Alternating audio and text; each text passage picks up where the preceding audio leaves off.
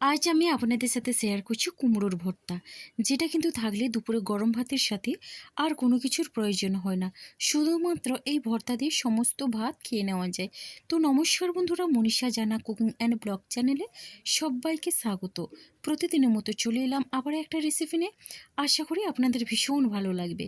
তো আজকে আমি দেখুন এখানে 300 গ্রাম কুমড়ো নিয়েছি।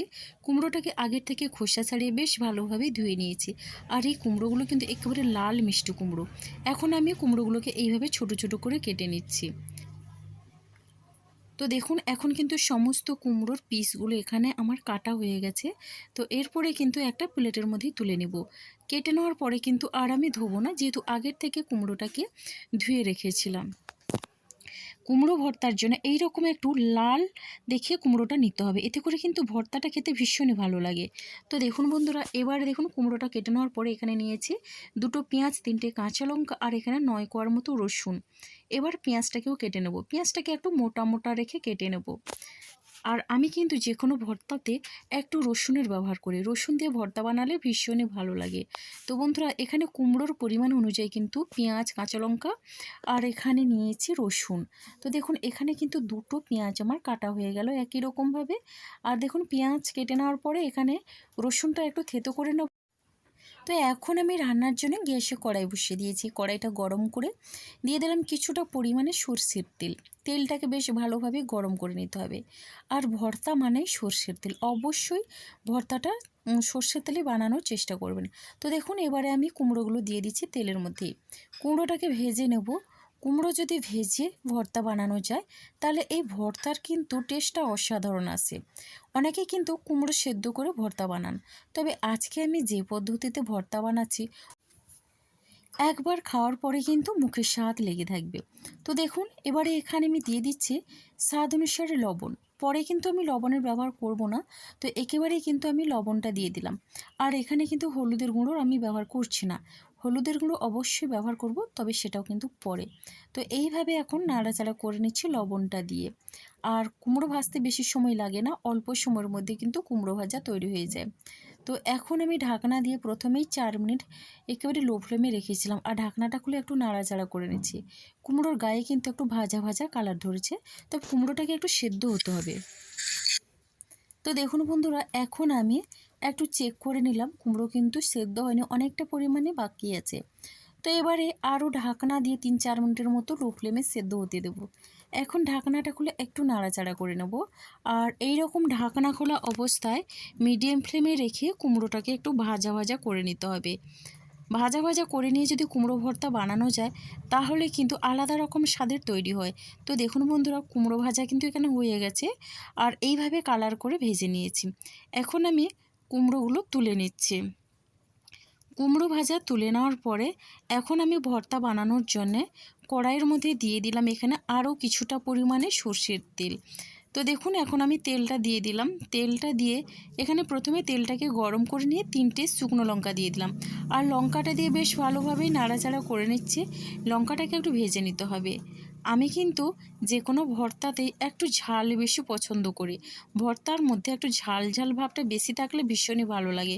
তার জন্য 3টে শুকনো লঙ্কা এখানে নিয়েছি। লঙ্কাটাকে ভেজে নেওয়ার পরে ওই তেলের মধ্যে দিয়ে দিলাম হাফ চামচের মতো গোটা জিরে, আর সেই সাথে দিয়ে দিচ্ছি এখানে কালো জিরে। কালো জিরের স্বাদটা কিন্তু ভীষণই ভালো লাগে ভর্তার মধ্যে।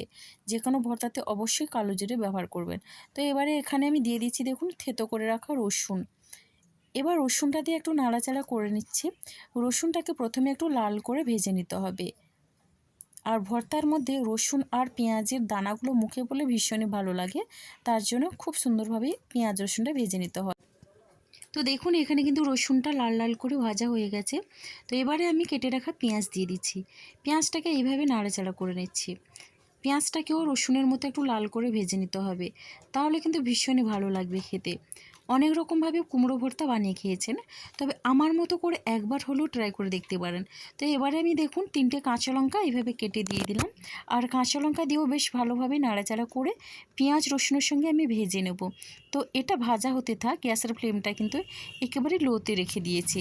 এবার এদিকে দেখুন কুমড়ো যে ভেজে রেখেছিলাম সেটা কিন্তু ঠান্ডা করে নিয়েছি।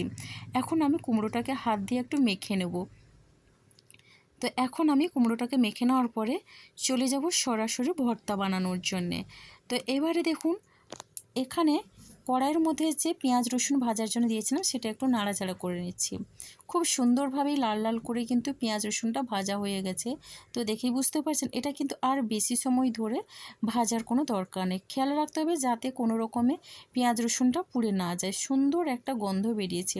তো এবারে আমি কুমড়ো দিয়ে দিচ্ছি, আর কুমড়ো দিয়েও বেশ ভালোভাবে মিশিয়ে নেব। আমি কিন্তু আমার ফ্যামিলি মেম্বার অনুযায়ী এখানে কুমড়োটা নিয়েছি, যতটা পরিমাণে আমার লাগবে। আপনারা চাইলে কিন্তু কম বেশি করে নিতে পারেন। তো দেখুন এখন আমি এখানে একটু নাড়াচাড়া করে নেওয়ার পরে দিয়ে দিচ্ছি অল্প পরিমাণে হলুদের গুঁড়ো। হলুদের গুঁড়োটা দিলে কালারটা কিন্তু সুন্দর আসে। দেখুন এইভাবে কিছু সময় ধরে নাড়াচাড়া করে কুমড়োটাকে একটু মিশিয়ে নেব। রেসিপিটা ভালো লাগলে লাইক কমেন্ট শেয়ার এবং সাবস্ক্রাইব করে আমার পাশে থাকবেন, আর সুন্দর একটা মিষ্টি কমেন্ট করবেন। এবারে দেখুন বন্ধুরা এখানে দিয়ে দিচ্ছি শুকনো লঙ্কা। তো 3টে শুকনো লঙ্কা এইভাবে ভেঙে গুঁড়ো করে নিয়েছি। আপনাদের একটা মিষ্টি কমেন্ট কিন্তু আমাকে অনেকটা উৎসাহ দেয় নতুন নতুন রেসিপি বানানোর জন্যে। তো ভর্তাটা আমার তৈরি হয়ে গেছে। এবারে নামানোর আগে দিয়ে দিচ্ছি ধনেপাতা কুচি। ধনেপাতা কুচি দিয়ে বেশ ভালোভাবেই আমি মিশিয়ে নিচ্ছি। তো দেখুন বন্ধুরা এই ভর্তাটা এতটা সুন্দর একটা গন্ধ বেরিয়েছে, এর গন্ধেতেই এক থালা ভাত খেয়ে নেওয়া যাবে। ভর্তাটা কিন্তু পরিবেশনের জন্য এখানে আমার রেডি হয়ে গেল। আর এখন আমি একটা প্লেটের মধ্যেই পরিবেশন করে নিচ্ছি। তো দেখলেন তো বন্ধুরা মাত্র কয়েক মিনিটের মধ্যেই কিন্তু ভর্তাটা তৈরি হয়ে গেল। আর কতটা লোভনীয় হয়েছে দেখেই বুঝতে পারছেন।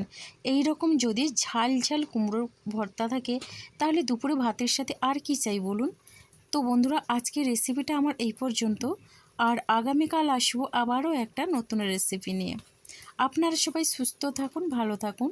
অসংখ্য ধন্যবাদ আর অনেক অনেক ভালোবাসা রইল আমার সোনা বন্ধুদের জন্য। তাহলে বন্ধুরা আজকের মতো সবাইকে টাটা।